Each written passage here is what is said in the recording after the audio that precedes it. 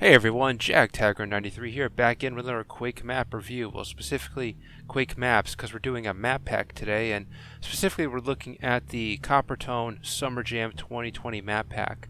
And I decided to do it a little differently this time. We're looking at a tier list of the different maps here. And when I'm rating these maps, I look at different things like, well, if you see my reviews, you know, enemy placement, item placement, pacing, mood, theme. Especially for me, I'm a big flavor guy, so if a map has a consistent flavor or theme to it, I usually rate that very highly. Difficulty spikes, anything glitchy or anything where I get stuck usually takes points away. If a map does something very new or very ambitious, I usually give more points. And that's usually how I rate them, and I decided to put them in a tier list. And by now, most of you that play Quake probably have had a chance to play the Summer Jam map pack by now. And you're probably looking at my tier list, and you're probably seeing some surprises, and some things that aren't really too surprising. One thing that I don't think is very surprising at all is that, even though I have the categories there just in case, all the maps were more or less okay to excellent. Even Quasiotter's map, which I put in no rating, was still a quality map. I'll get to why I put him in the no rating in a little bit, but we didn't have any maps here that were not good or broken, which is great. And I also rated the hub map as well by Comrade Beep. I felt like I really had to, because I really enjoyed the hub map that Comrade Beep put together. I enjoyed the orange hues, and you can really feel the heat on this one. It's very fitting for a summer map. I also liked the dichotomy, the juxtaposition of the lava area and the water area, and I also liked at the time, I ended up regretting it, but I liked at the time how easy it was to find the nightmare difficulty. But yeah, what was very interesting when I was playing these maps was some of the map makers managed with the copper, it's copper mod for Quake, with the modifications that copper mod makes to nightmare difficulty, like you can only have a base life total of 50. And how different that feels. Some of the mappers managed to make, even with that, feel like the default difficulty, and others really made me pay for picking Nightmare. Oh boy, but I'll get into that right now actually. So, first map up is Demense of Shadows by Shades. Now Shades I rated in the very good category. It was the first map I played, and this one was one that made me regret picking Nightmare mode. I mean, credit to Copper for making Nightmare difficulty really feel like proper Nightmare difficulty when the mapper is behind it. And yeah, I hit a really nasty wall here with a Shambler that you need to kill the access to Silver Key. Even with finding both secrets, I was horribly low on ammunition at this point in the game, and up until this, I really was really struggling. In this map, you got Vors, Spawns, Shamblers, and they're all eager to really, spawn and surprise you. Really, really hard nightmare difficulty, but it was very nice looking overall. Great aesthetics, and even though there were ambushes, nothing really felt unfair. And the copper mod, even with as hard as nightmare mode was on it, there were some things that really helped out. You got a lot of ambushes where you got a lot of enemies ambushing you all at once, but with the copper mod, if an enemy is in its dying animations, its dying body doesn't block your shots anymore. So crowd control became much more doable with a modded Quake. And the end with the quad damage was a very nice cathartic cap-off. So, again, a really quality map. Next up that I played was Once More with Feeling by Radiator Yang. And this one I rated in the good category. It's really one of the easier maps. It's by no means a cakewalk, but it's definitely doable with a slight challenge on Nightmare. For me, really, the hardest part was just evading the fiends while trying not to fall off. But I really dug the cloudy sky aesthetic on this one, and I really appreciated the ending where you have to walk into the light. So, some really great stuff in this map, and really interesting visuals. I also really like the circular progression too, and the very appropriate one too, Once More with Feeling, so a very good map. Now, the third map I played is kind of the odd one out. It's the one I put in the no rating category, but it's called No New Ideas by Quasiotter. Now, I find this very ironic, actually, that the map is called No New Ideas, but the map itself is darned unique and darned interesting.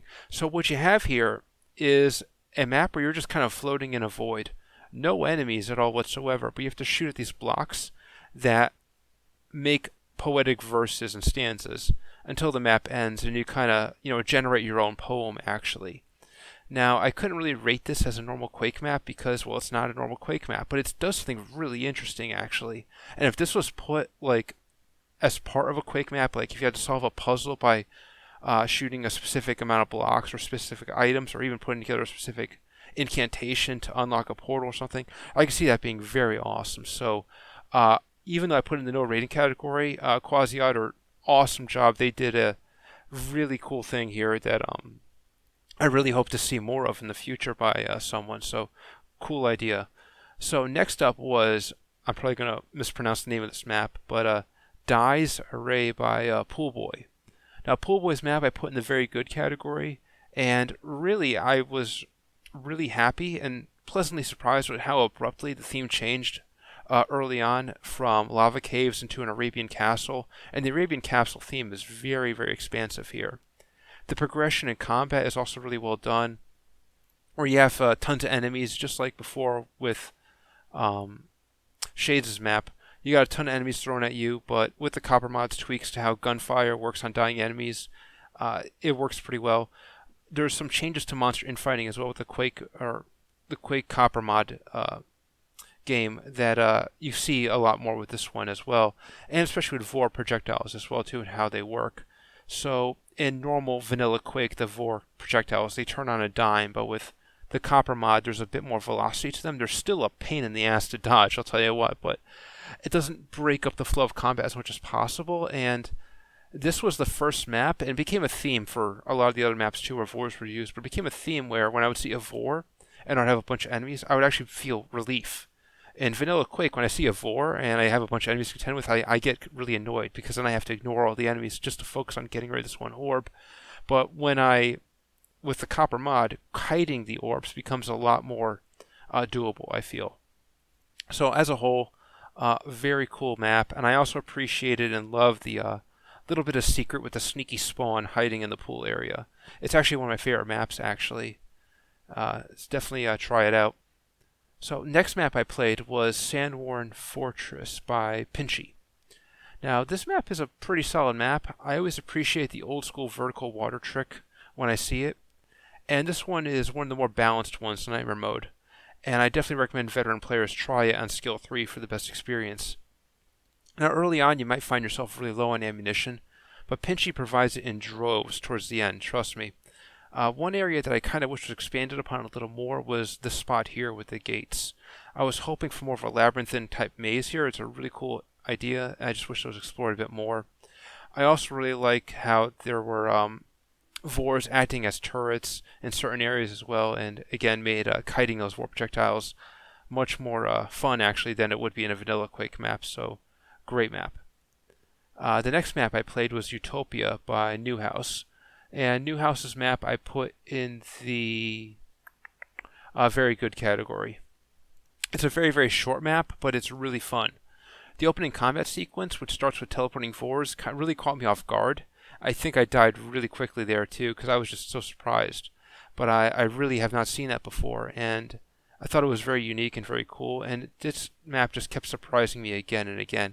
The one little hiccup that I had was this one leaping area where you have to leap onto a platform. A little annoying, but not too bad.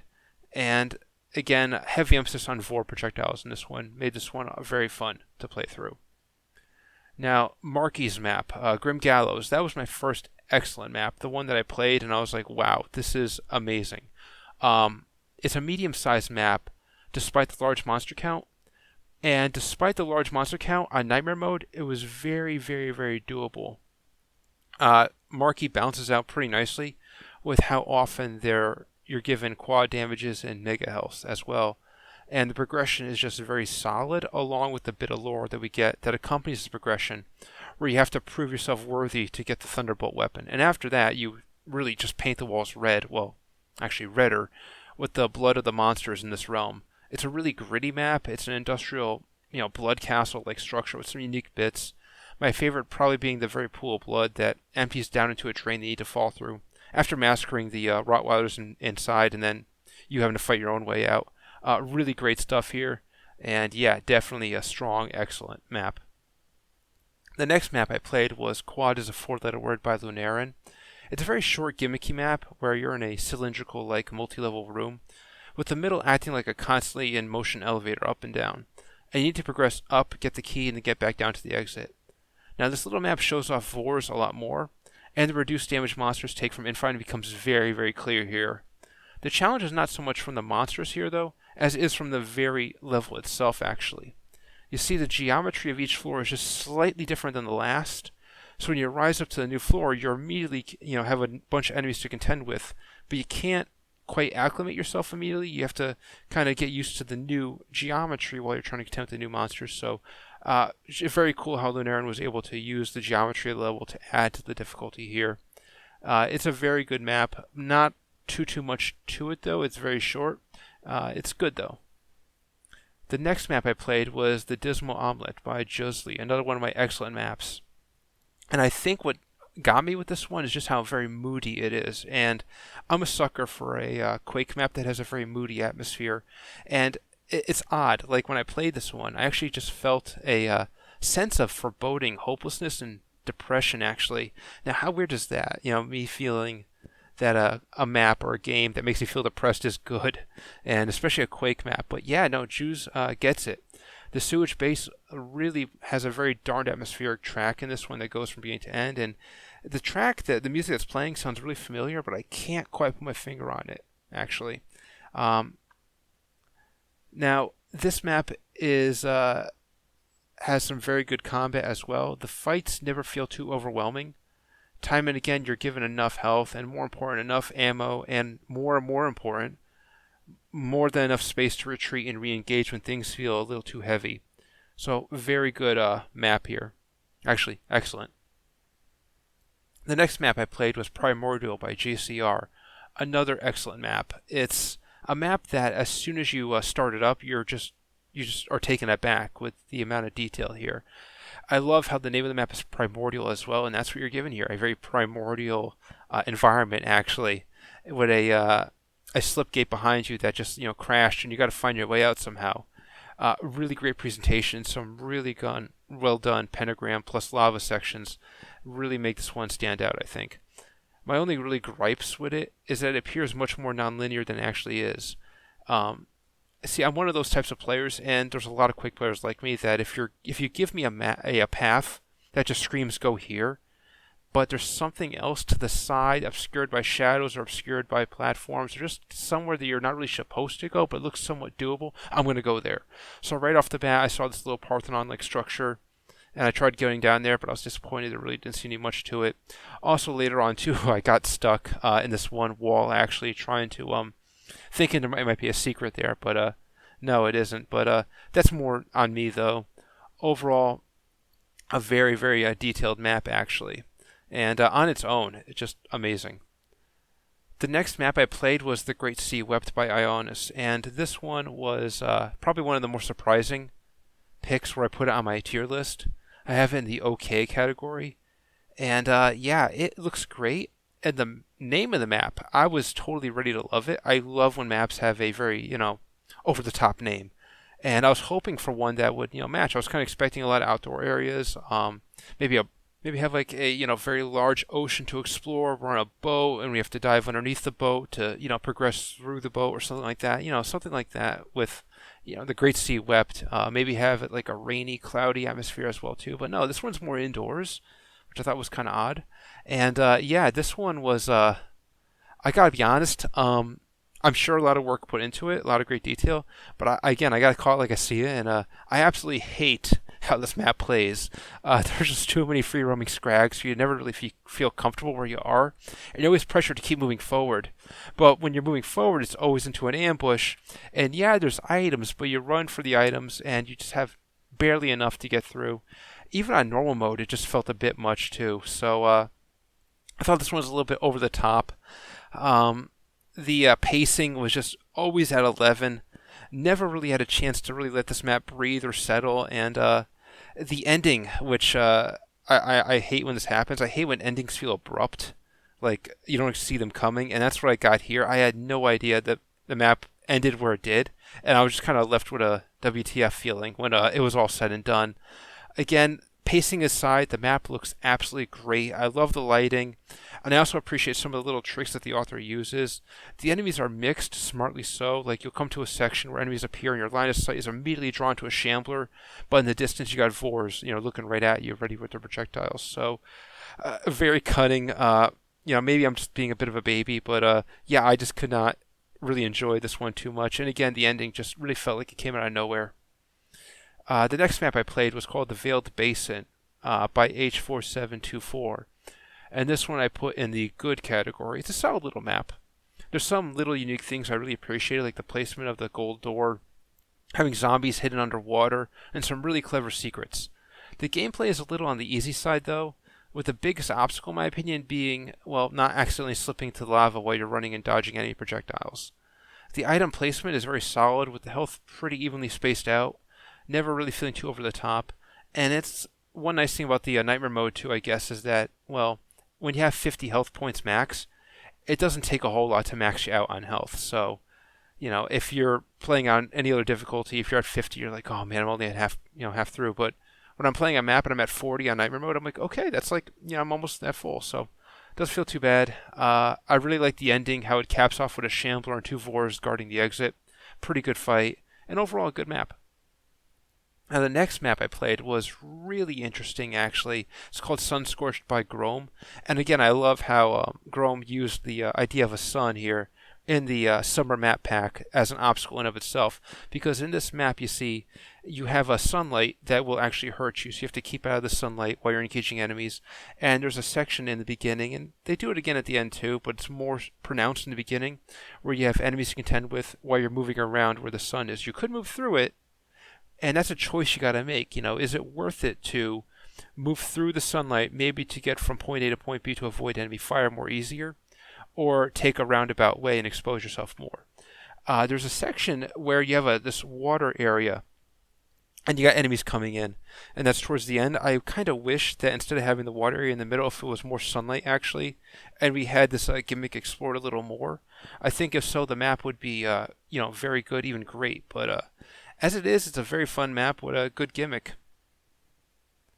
The next map I played was Blue Brawls by Greenwood. Now, the name of this one had me a little scared. I put it on normal mode because I saw the name was called Blue Brawls. And I immediately thought, uh-oh, that's probably a pun for blue balls, as in spawns. It's going to be a very spawn-heavy map, isn't it? But no, thankfully it's not, actually. The name refers to, well, yeah, you go to... it starts in a prison base area, and you break your way out, go to a slip gate, and you end up into a place where, well, everything in this world is blue. And it's, well, almost everything, which I find really interesting. The author used a bright orange skybox, which clashes in a very cool way with the blue aesthetic going on. So, yeah, aesthetics aside, though, the combat is really tight. Ammo and health is abundant, and this would be a pretty run-of-the-mill map. And if it wasn't for the one trap that happens, I'm not going to give it away, but I was kind of feeling a little, I don't want to say tired or not paying attention, but I was kind of getting a little too relaxed. And where the trap is, it definitely caught me off guard. And it doesn't feel cheap at all. It definitely feels like a way to really wake up the player. So great job, Greenwood, and this is a really good map. The next map I played was The Pumps of Dagon by Doompope. Now, this one I rated as okay. It started really cool, and I really dug the dungeon crawler feel to it. And with this one, you have a huge emphasis on ogres and knights. But I think there's too much of an emphasis on ogre and knights. There's hardly any scrags at all, or as I like to call them, wizards. And I really feel like for the theme, you probably should have had more scrags or found a way to fit them in more. But I kind of understand why they're uncommon, as most of the map is set within really tight hallways and corridors. Now, every room feels unique and suits a specific gameplay purpose, which is good, I guess. The last room, though, before the exit, feels almost like a playground or a jungle gym with the wacky multi-layer geometry going on. Its unbelievable dimensions, while making for fun gameplay, kind of take away from the quasi-realism steampunk castle aesthetic that it had going on. And this map I also found just a little bit too easy overall, and it was a shame, too, at this final area you can just, skip over the Shambler entirely and just get right to the exit. But yeah, it's an okay map. There was one area though where I got stuck stuck. Now, I guess part of it's on me, but you got to understand too that some players like me are going to do exactly what I did. So you come to this elevator, and there's a button, and I see where the button's located. So I'm thinking, okay, the elevator more than likely is going to go down. Now, what I do, and I'm sure a lot of other players do too, is when we see an elevator that we think is going to go down, we don't actually get on the elevator. I mean, sometimes we will immediately. Like, so if I hit the button and the elevator seems to be going down very quickly, or it gets past a certain point, then I'll get on quickly, because if it goes down too quickly, I don't want to take too much falling damage. But, you know, we'll be cautious about the elevator. Sometimes we'll let it just go down and not actually get on it. That way, when the elevator goes all the way down to the bottom floor, if we have a grenade launcher, we can lob grenades down, anger any of the enemies, or provoke them to moving, and then we can take them out safely from the high ground. It's a little cheese, but that's what we do. That's how we do. Now, if the elevator goes up, and we're wrong, that works out too, because sometimes there's secrets located underneath elevators. So that's exactly what I did. I hit the switch, stepped back, elevator went up, and it didn't come back down. I was stuck, so kind of annoying having to no-clip back up and through. But besides that, not a big deal, and as a whole, it's an okay map. And the next map, and last map I played, was Beneath an Ivory Facade, It Watches You Writhe by Artistical. Now, this map, honestly, it's a mixed bag. I put it in the good category. I'm sure a lot of people are going to rate this one higher, because in terms of aesthetics and theme, it's goddamn awesome. It looks amazing. The theme is amazing. I love how you're teased too. You know, the name of the map is that there's something watching you beneath an ivory facade, and along the way there's little teases that there is something more sinister lurking, but beneath the actual map, like the map itself, is this you know, otherworldly, elder godlike being watching you, and you're just playing on it, and it's eventually going to devour you some way. So I really like the aesthetics and how that conveys it. And yeah, from the beginning of the map to when you get the golden key, it's a 9 out of 10 map. It's an excellent, excellent map. But unfortunately, it started to fall apart right after the golden key was obtained and you got to get the silver key. Now, just like before, I got stuck. And, you know, maybe it's on me. I don't know. But here's what happened. I came to a door with a switch. I flipped the switch, door opens. Okay, great. But before I go through the door, I see out of my peripheral vision shotgun shells. So I think, okay, I should probably grab the shotgun shells before I move through this door, because I want to be as prepared as possible before it comes. So I decide to, you know, go to the right, grab the shotgun shells. As soon as I do, the door shuts. No big deal. I'll just open it again. The button's right there. But the button doesn't activate again. The door is meant to close you off completely. So, of course, I'm stuck and I had to no-clip through. Not a big deal, but right after that point, that's when the real enjoyment of the map really started to fall through for me. It really feels like a bit of a slog, because you have to go down and down all these different layers, and all these enemies ambush you again and again, and you don't have a lot of room to move.